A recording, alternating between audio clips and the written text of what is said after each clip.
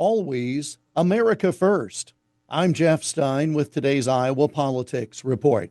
It was too cold this past weekend to do much, so I found myself watching a little television and happened upon a short segment on C-SPAN about the coat George Washington wore to his first inauguration as president, which has been on display at Mount Vernon recently.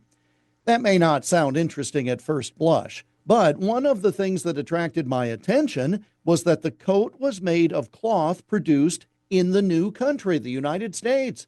Manufacturing here at that time was not as advanced as in Europe, so as a result, the cloth produced there was of a higher quality, higher thread count, etc.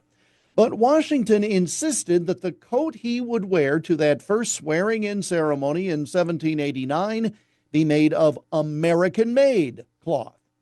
Apparently, supply chain was an issue even then, as he had a hard time getting cloth from a Pennsylvania merchant and entrusted the new country's first Secretary of War, Henry Knox, to personally get the cloth from Connecticut to his home at Mount Vernon in Virginia so that a tailor there could make the coat and related vest and trousers.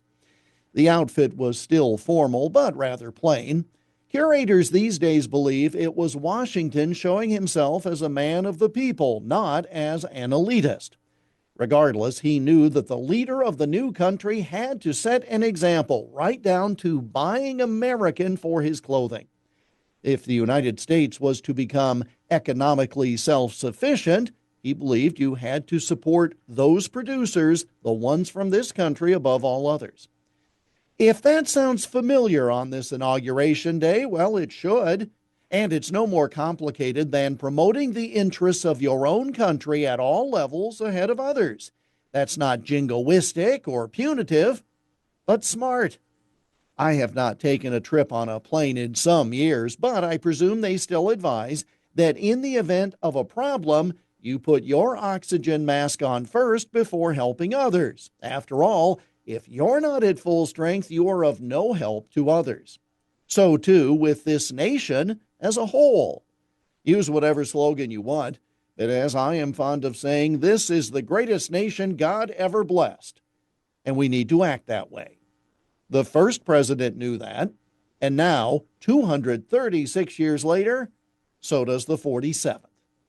And that's the Iowa Politics Report for Monday, January 20, 2025. On Twitter, Instagram, Getter, Threads, and Truth Social at Iowa Politics. I'm Jeff Stein on News Talk 1540, KXEL.